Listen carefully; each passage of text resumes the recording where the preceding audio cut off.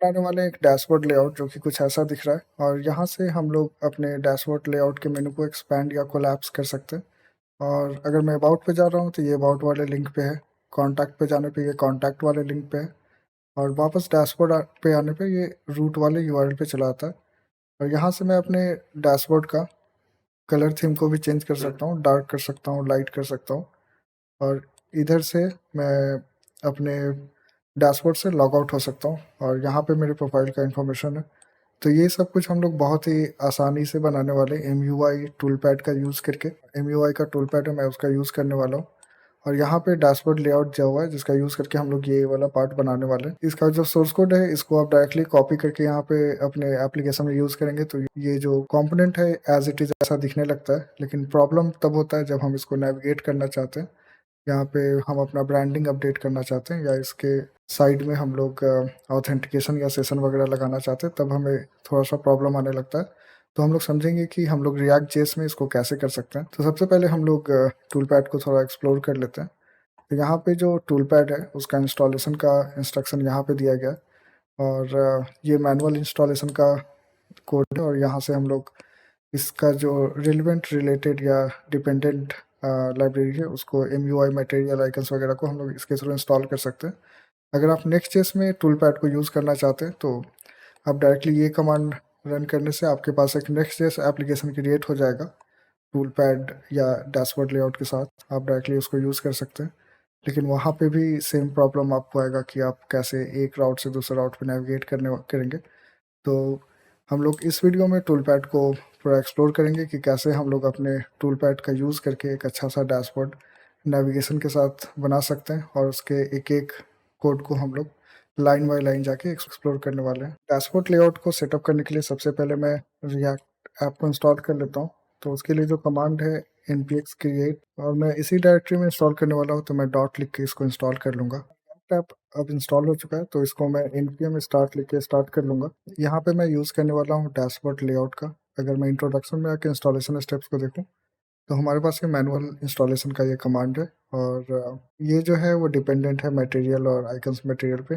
तो सबसे पहले मैं इसको इंस्टॉल कर लेता हूँ। उसके बाद मैं टूल पैड कोड जो ये वाला लाइन है उसको भी मैं कॉपी कर लूँगा और इसके इंस्टॉल होने के बाद मैं टूल पैड को भी इंस्टॉल कर लूँगा। जबकि दोनों इंस्टॉल हो चुका है तो यहाँ पे मैं देख सकता हूँ ये जो app.js वाला फाइल है, यहाँ पे हमारे पास कोड है जो कि इस आइकन को ऐसे रोटेट कर रहा है। तो इसमें से जो भी फालतू कोड है उसको मैं यहाँ से निकाल दूंगा। यहाँ पे आने के बाद कंपोनेंट्स में हमारे पास डैशबोर्ड लेआउट का बहुत सारा एग्जांपल है। जैसे कि आप नीचे देख सकते हैं ये ब्रांडिंग का एग्जांपल है, ये नेविगेशन का एग्जांपल है। अगर मैं होम पे क्लिक कर रहा हूँ तो ये होम पे जा रहा है, अबाउट पे जा रहा है। तो ये जो नेविगेशन है वो यहाँ पे तो दिखा रहा है लेकिन ऊपर यूआरएल में नहीं दिखाता है। तो वो सब हम लोग सेटअप करके देखेंगे। तो सबसे पहले मैं क्या करता हूँ कि एक एग्जांपल के लिए जो कोई सा भी, जैसे अगर यहाँ पे नेविगेशन वाला ही है तो मैं इसके कोड को एक्सपैंड करके कॉपी करके अगर मैं यहाँ पे यूज़ कर लूँ और वापस आके अगर देखता हूँ तो हमारे पास होम और अबाउट अस आ गया है। लेकिन आप यूआरएल पे अगर ध्यान दे रहे हैं तो हमारा जो यूआरएल है वो अबाउट और होम पे नहीं जा रहा है, वो यहीं पे रह रहा है। ऐसा इसलिए क्योंकि राउटर सेटअप नहीं हुआ है।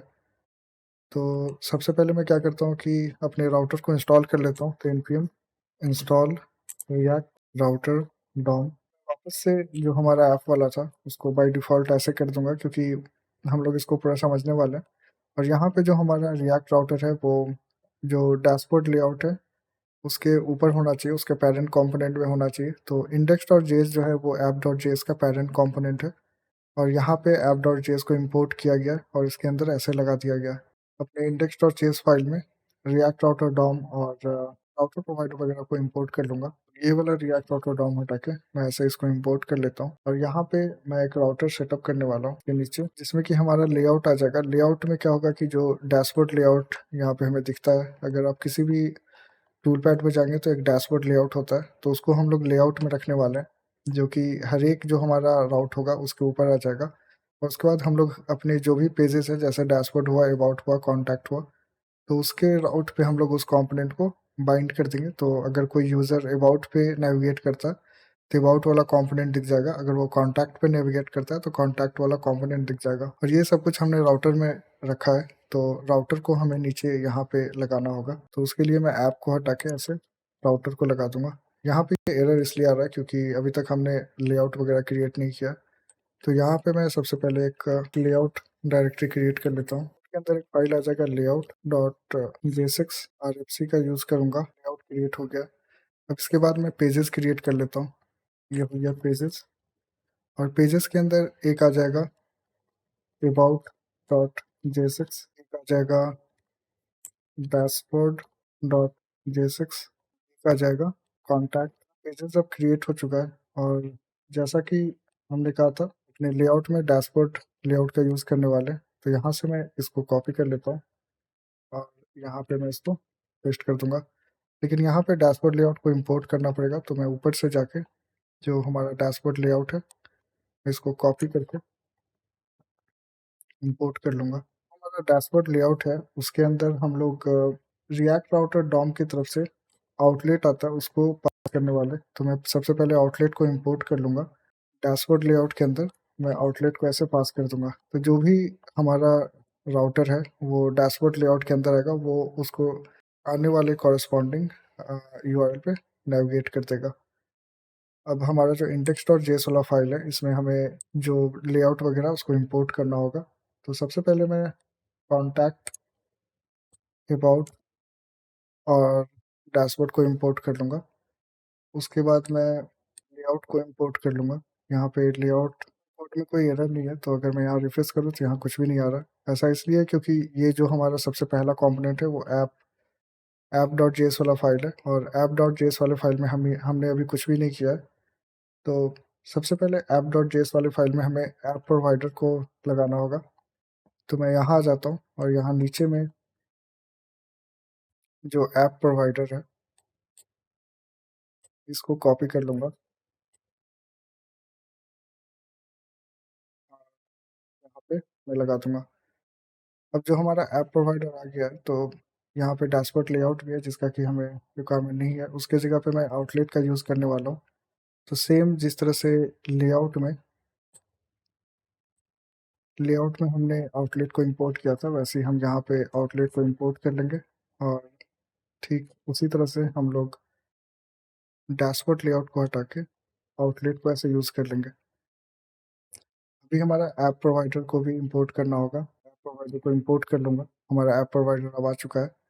अब यहाँ पे हमारा नेविगेशन ऐसे कुछ दिख रहा है, तो नेविगेशन को हम लोग ऐसे नहीं दिखाने वाले, ऐसे कर लूँगा।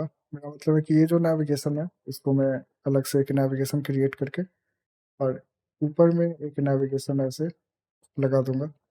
नेविगेशन जो है वो यहाँ से आ रहा है, इसको हम लोग डायरेक्टली यहाँ भी लगा सकते हैं और ऊपर भी रख सकते हैं। तो कोड को क्लीन रखने के लिए मैंने ऊपर कर लिया। अब यहाँ पे हमें डैशबोर्ड और ये सब आइकन्स चाहिए होगा। तो उसके लिए मैं इस आइकन को एमयूआई आइकन से इंपोर्ट कर लूँगा।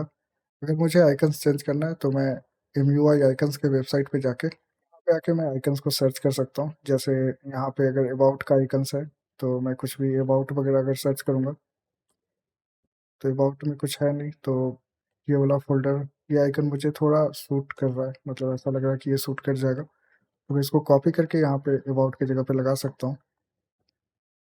अब इसके नीचे जो हमारा अ, ये सब राउटर वगैरह इसका रिक्वायरमेंट नहीं होगा, तो मैं ये सब को यहाँ से निकाल दूँगा। और अभी कोड हमारा काफ़ी क्लीन लग रहा है। यहाँ पे app.js वाला फाइल है, यहाँ पे index.js वाला फाइल है और ये लेआउट वाले फाइल है। तो अभी आके मैं देखता हूँ तो ये कोड आ चुका है और यहाँ क्लिक करने पे आप देख रहे हैं अबाउट पे जा रहा है, ये कॉन्टैक्ट पे जा रहा है और ये कुछ ऐसा दिख रहा है। अब इसमें स्टाइलिंग वगैरह के लिए हम लोग टेलविंड का यूज़ कर सकते हैं, और अगर मैं चेंज कर रहा हूँ तो आप देख रहे हैं इसका कलर वगैरह भी चेंज हो रहा है और ये पूरा रिस्पॉन्सिव भी है। मेरा मतलब है कि अगर मैं मोबाइल व्यू में इसको देखता हूँ तो ये रिस्पॉन्सिव है, मैं पेजेस को चेंज कर सकता हूँ। जो था वो हो गया। अब यहाँ पे हमें एक आइकन लगाना है और ब्रांडिंग चेंज करना है, तो उसके लिए क्या करना होता है कि हमें डैशबोर्ड डॉट लेआउट में जाके आप साइड में इधर देखेंगे तो यहाँ पे आपको कुछ कुछ मिलेगा, जैसे कि तो ब्रांडिंग के लिए हमें मेनली जो हमारा ब्रांडिंग है उसको ऐसे हम लोग चेंज कर सकते हैं। तो यहाँ पे ऐप डॉट जेएस में जो अ, ऐसे मैं ब्रांडिंग को पास कर सकता हूँ। यहाँ पे मैं अपने चैनल का नाम लिख सकता हूँ, कोडिंग एमएसटीआर। और आप देख सकते हैं ये कोडिंग एमएसटीआर आ गया। आइकन चेंज करने के लिए मैं अपने वेबसाइट पे जा सकता हूँ। इसको ओपन इमेजेस न्यू टैब करके इसका यूआरएल कॉपी करके मैं यहाँ पे यूज़ कर सकता हूँ। अभी अगर हम लोग आके देखते हैं तो इसका आइकन और नाम अब चेंज हो चुका है। अब उसके बाद हमें यहाँ पे एक यूज़र इन्फो देना है। तो उसके लिए हम लोग अगर इधर आते हैं, अकाउंट पे क्लिक करते हैं, तो ये अकाउंट ऐसे दिख रहा है। यहाँ से हम लोग जो कोड है अगर इसको एक्सपैंड करेंगे, सबसे पहले तो हमें सेशन को सेट करना होगा और ये ऑथेंटिकेशन लेना होगा और दोनों को हमें अपने ऐप प्रोवाइडर के अंदर यूज़ करना है। तो यहाँ पे मैं सेशन और ऑथेंटिकेशन को पहले इंपोर्ट कर लूँगा और उसके बाद यहाँ से जो ऑथेंटिकेशन है या फिर जो सेशन है उसको कॉपी करके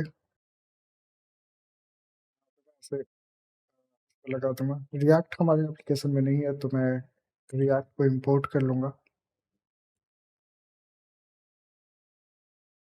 यहाँ पे मैं नाम को चेंज कर सकता हूँ, जैसे जो मेरा नाम है वो मैं यहाँ पे लिख देता हूँ, प्रवीण कुमार। जो मेरा ईमेल है वो भी मैं यहाँ पे लगा दूँगा, जैसे praveen@codingmstr.com। और जो सेशन वाला है उसको मैं ऑथेंटिकेशन में भी यूज़ कर लूँगा। और यहाँ पे आके अगर मैं देखता हूँ तो ये नाम वगैरह चेंज हो जाना चाहिए। शायद मैंने सेव नहीं किया तो मैं इसको सेव कर देता हूँ और वापस आके अगर मैं देखूँगा तो नाम चेंज हो गया। तो यहाँ पे अगर मुझे आइकन चेंज करना है तो मैं यहाँ पे यूज़र सर्च कर लूँगा। ये यूज़र का आइकन है, मैं इसको यहाँ से कॉपी करके इंपोर्ट कर लेता हूँ और ये जो आइकन है इसको मैं इसको हटा के ऐसे रख लूँगा। देख सकते हैं, मैं इसको सेव करूँ तो ये नाम लिख के आ रहा है। हाँ, जैसा कि हमने सोचा था हम इसको एम्प्टी रखने वाले हैं, तो अगर मैं एम्प्टी रख के देखता हूँ क्या होता है। ये ऐसा आइकन ऐसा आ रहा है। वहीं अगर मैं एम्प्टी नहीं रख रहा हूँ, आपका पहला जो लेटर है वो लिख के आ रहा है। तो इस तरह से हम लोग बहुत ही आसानी से जो डैशबोर्ड लेआउट है, नैव बार हो गया या साइड बार हो गया, वो भी रिस्पॉन्सिव और ये थीम के साथ, डार्क और लाइट थीम के साथ क्रिएट कर सकते हैं। मिलते हैं नेक्स्ट वीडियो में और अभी तक आपने इस चैनल को सब्सक्राइब नहीं किया है तो इसको सब्सक्राइब कर लीजिए, क्योंकि इसके बाद मैं कंटिन्यूअस डैशबोर्ड पे अभी वीडियो डालने वाला हूँ। और हम लोग एक दो एप्लीकेशन भी बना के देखेंगे कि इस डैशबोर्ड को यूज़ करके हम लोग कैसे एप्लीकेशन बना सकते हैं।